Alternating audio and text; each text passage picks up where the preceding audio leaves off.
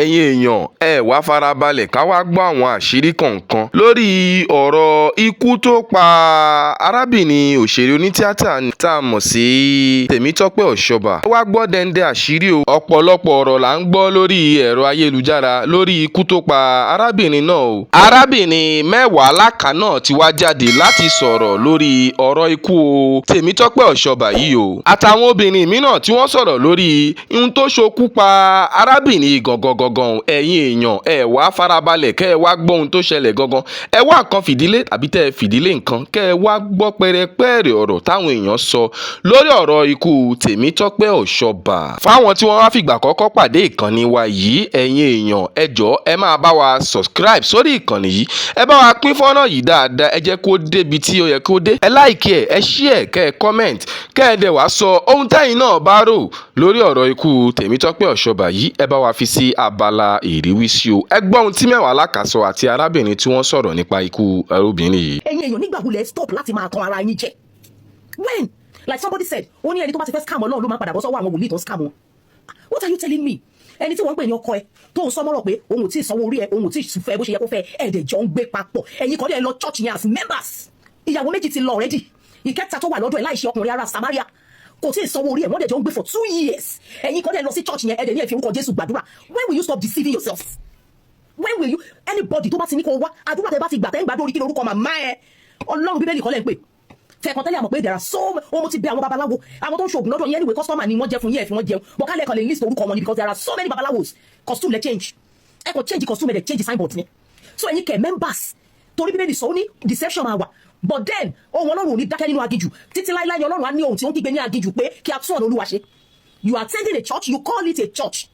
Pastor ẹ ìyàwó méjì ti lọ ó gbé di third one tira kò sanwó orí ẹ ẹ̀yin ọkùnrin kan dẹ̀ wà nínú ìjọ yẹn ẹ dẹ̀ ti sanwó orí ìyàwó yẹn dẹ̀ sí ẹ lọ́rú ìjọ bẹ́ẹ̀ tó bá dẹ̀ bí ẹ̀yin náà fi ìdẹ̀ sínú bàdátà pé you are a Christian ẹ jẹ́ gbórúkọ mi ẹ ń ṣe anyway ẹ lè bá jẹ́ Christian ẹ ń ṣe ọmọlẹ́yìn Kristi and the so-called man of God will talk oló ti mu oló máa ń mu gbó oló mu sìgá oló mu kinní kan ó dẹ̀ wà lọ́dọ̀ ẹ for 2 years ó gbé sílé òun bá sùn bẹ́ẹ̀ ó dẹ̀ mú òun kú mu yẹn bẹ́ẹ̀ ó dẹ̀ ní ìwọ ìránṣẹ́ ìwé ìránṣẹ́ Ọlọ́run wo nìyẹn ẹni tó pè ní tó fẹ́ fi ṣèyàwó torí òun kì í ṣèyàwó ẹ ẹni tó ló fẹ́ fi ṣèyàwó o ò lè win sóòlẹ̀ o ò lè convert ẹ̀ igbó mélòó ló mu tó táwọn ẹni tí Dr. Rapu tí Ọlọ́run lo Dr. Rapu fún ẹ tó ní Rapu fún ṣọmọgbó tó Samuel tí Ọlọ́run lo Baptist Church ní Ogun State tó lò fún ní àìpẹ́ yìí igbó mélòó ló mu ṣó ti ya wèrè àṣẹ run mad torí àrí àwọn tó jẹ́ pé tí ìfàmì oróyàn gidi bá wà lórí wọn tó jẹ́ òróró náà ta lé wọn lórí tí kì í ṣe àdín tàbí epo tàbí kerosene tí ẹ̀yin bẹ́ẹ̀ ẹ̀yin tẹ́ lórí church yẹn I don't know your problem ẹ̀dẹ̀ pọ̀ káàkiri torí pé nìkan ẹ̀ ní rẹ̀ dì láti ronú pé wàdà ẹni tó kú ti kú ṣùgbọ́n ẹ̀yin tí not even in the church of that man alone gbogbo ẹ̀yin tẹ́ lọ sí oríṣiríṣi àwọn ìjọ tó jẹ́ pé ẹ rí ọ̀nà nílẹ̀ ṣé ẹ ní Bible ni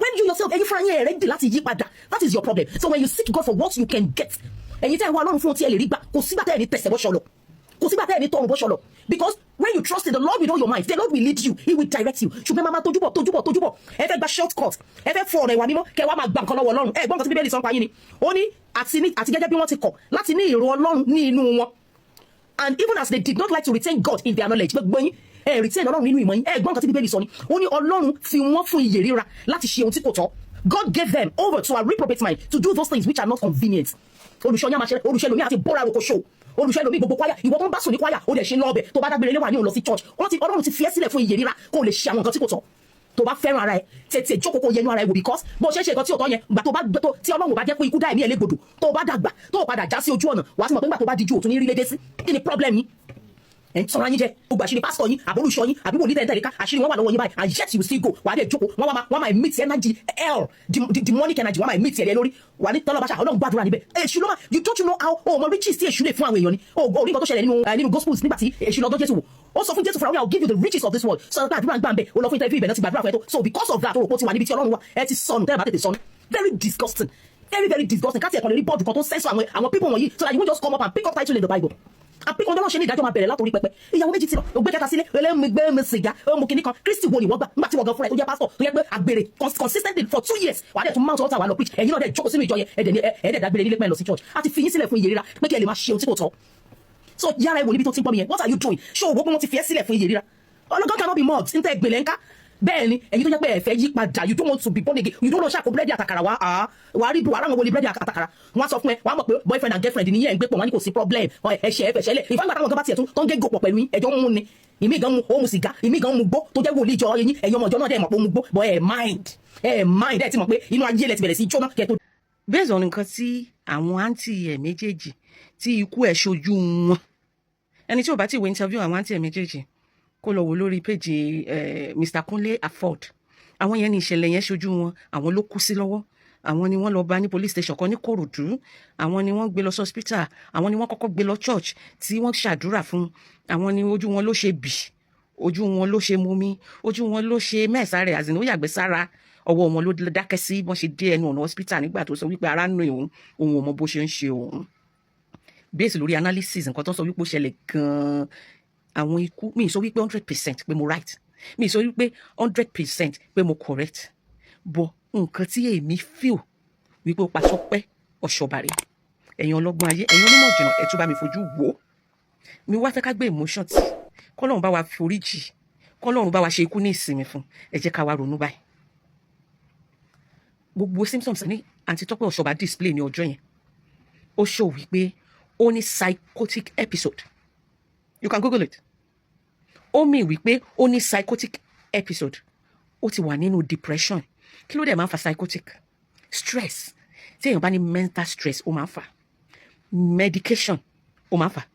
A lè sọ bóyá pain relief or medication tó ń lò lórí cancer, breast cancer tó ní, bóyá one of the side effects of oògùn yẹn ni psychotic. Mi sọ wípé òun ni, mo ní bóyá, I'm not a medical personnel, I am just assuming, since tí mo mọ̀ wípé psychotic disorder máa ń ní ṣe pẹ̀lú side effects of àwọn medications kọ̀ọ̀kan. Trauma. Téèyàn bá ní traumatic experience kan, tí ò bá get over it, ó máa ń fa psychotic disorder. Abuse. Tí obìnrin bá wà nínú àbí ọkùnrin bá wà nínú abusive relationship, tí ìyà yẹn ti ń jẹ́, tí ò sẹ́ni tó lè sọ, tí ò sẹ́ni tó lè confide nínú, ó lè ní psychotic disorder. Ṣé wá rí gbogbo nǹkan tí mo kà sílẹ̀ yìí, ó ṣeé ṣe kí àǹtí Tọ́pẹ́ Ọ̀ṣọ́bà kó máa go through ẹ̀. Mo fẹ́ ká béèrè lọ́wọ́ ara wa, kí ló gbé dé Celestial Church of God? Ṣó lọ ṣàdúrà ńbẹ̀ ni? Ṣó àti olùṣọ́ pàdé ní pàtì ni? Ṣé kinní yẹn ti ń ṣe kó tó dé sẹ̀lẹ̀, kó tó di wípé olùṣọ́ fẹ́ ni, àbí wọ́n pàdé on a neutral ground? Dẹ̀ nígbà tó dé church, help wo ni wọ́n ṣe fún? Instead tí wọ́n fi máa ràn lọ́wọ́, I'm going to be raw this morning, ẹ má bínú. Ṣé okó kọ́ ni olùṣọ́ fi lọ́? Ó ń ṣẹlẹ̀ ní most of our churches, not white garment churches alone. Àwọn cases tó yẹ ká direct, àwọn àfáà wa náà ṣe o, escape o, ẹ̀yin àfáà. Àwọn cases depression, cases of mental illness tó yẹ ká refer lọ sí hospital, ẹ mú wọn sílẹ̀ nínú ilé yín. Àfáà mi, àwọn ọmọ tó ní kinní lẹ sọ wípé àlùjọ ọ̀run ló ń bá wọn jà, ẹ dá wọn dúró sínú inú ilé yín, ẹ bá wọn sọ, ẹ kó bá sùn fún wọn, fún wọn lóyún. Bẹ́ẹ̀ náà ló wà láwọn white garment churches, bẹ́ẹ̀ náà ló wà láwọn church àwọn kọ̀ọ̀kan orí òkè orí ìsàlẹ̀. Ní sọ pé bẹ́ẹ̀ ló ṣe rí, mo ń béèrè ìbéèrè ni. Ṣé ìrànlọ́wọ́ ló bá wá church tí olùṣọ́ fokó lọ? Tó wá di fiancé olùṣọ́, mi ì mọ bí fiancé tán ti sanwó rí ẹ, tó dẹ̀ pé rẹ ní òjíṣẹ́ Ọlọ́run, tó dẹ̀ ń preach lórí altar ní gbogbo ìgbà, ó dẹ̀ gbé obìnrin tó ti sanwó ẹ̀ sínú ilé, ẹ̀dẹ̀jọ́ ń bára yín sùn. And you call yourself a pastor. Number 2, tó bá jẹ́ wípé substance use ló fà á, tó bá pẹ́ lóòótọ́ ló ń fa kolos, ló ń fa igbó, it takes a man tó ń fa igbó, tó ń fa kolos, láti gbé obìnrin tó ń fa tira.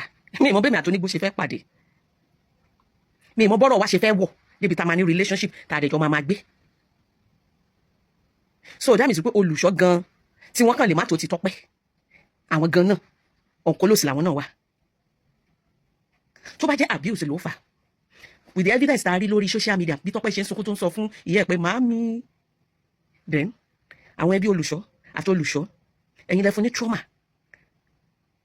tó jẹ́ wípé ọmọ yẹn fi wọ depression, tó feel rejected, odidi star, tó feel stained, tó feel like a dirty person, tó feel unworthy.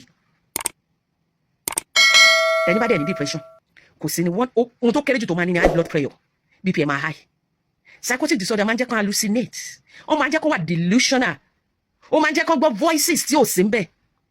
Kí ni hallucination means? Irú nǹkan tó ṣe Mohbad tó fi ń pariwo wípé àwọn Naira Marley fẹ́ pa òun, táwọn Nigerian sọ pé Naira Marley àti Seminary ló pa. A máa rí pé wọ́n fẹ́ pa òun, That was exactly what happened to her on the way to Mommy Kehinde Osoba's church. To fi fò bọ́lẹ̀. That mama called her. Definitely mama yẹn. ẹ̀yin èèyàn ọ̀rọ̀ la gbọ́ lẹ́nu àwọn arábìnrin tí wọ́n sọ̀rọ̀ lórí ọ̀rọ̀ ikú Temitope Osoba o ẹ̀yin èèyàn. ẹnì kìíní ti sọ̀rọ̀ tirẹ̀ ẹnì kejì ti sọ̀rọ̀ tiẹ̀ ṣé ká ní Temitope Osoba gan fúnra rẹ̀ ohun tó wá òun lójú rí o àbí ẹ̀yin èèyàn kí lẹ̀yin náà wá rí sí ohun tó ń ṣẹlẹ̀ yìí kí lẹ rò wípé a lè ṣe lórí ọ̀rọ̀ Temitope Osoba yìí ọ̀pọ̀lọpọ̀ àṣírí òun là ń gbọ́ níta tọ́pọ̀lọpọ̀ àwọn èèyàn ń sọ àwọn kan ní wọ́n fún ní májèlé jẹ ni àwọn kan ní àmútípara ni Temitope Osoba ẹ̀yin èèyàn kí lẹ̀yin náà wá rí sí gbogbo ohun tí ẹ bá rò pátápátá tẹ́ ẹ rò wípé ẹ mọ̀ nípa ohun tó ṣẹlẹ̀ sí Temitope Osoba yìí ẹ bá wa fi sí abala ìrísí adẹ̀gbàdúrà wípé kí Ọlọ́run ọba Elédùmarè kó bá wa pa àwọn àṣìṣe Temitope Osoba kó bá wa parẹ́ o kó bá wa tẹ̀ sí afẹ́fẹ́ rere o ẹ má gbàgbé ẹ máa bá wa subscribe sórí ìkànnì yìí ẹ máa bá wa pín fọ́nrán yìí ẹ láìkí ẹ kẹ́ ẹ comment kẹ́ ẹ dẹ̀ máa bá wa share lórí ọ̀rọ̀ táwọn arábìnrin tí wọ́n sọ lórí ọ̀rọ̀ ikú Temitope Osoba ẹ̀yin èèyàn gbogbo ohun tẹ́yin náà bá rò pátápátá ẹ bá wa fi sí abala ìrísí abala comment section lágbára Elédùmarè a ò ní kú fọ́tayọ̀ o a ò ní fi kú a ò ní fi nókìkí ìkànnì KINGFAKZGISTTV òun lẹ wà